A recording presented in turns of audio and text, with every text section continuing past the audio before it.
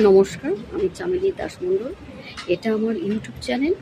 আমি একজন সিস্টার। আমার আজকে একটা বিষয় নিয়ে বলার আছে। পালস কি, নর্মাল পালস কত থাকা দরকার। নর্মাল পালস, প্রত্যেকটা মানুষের আমাদের পালস আছে। পালস মাঝে মাঝে চেক আপ করা দরকার। পালস সাধারণত কত থাকা দরকার, পার মিনিটে কত হতে পারবে, কত থেকে কত হবে, সেটা নিয়ে আমি আপনাকে বলবো। নর্মাল পালস প্রতি মিনিটে আপনার 72 হতে 80 বার দরকার। 72 থেকে 80 বার। তো এটা হচ্ছে নর্মাল পালস।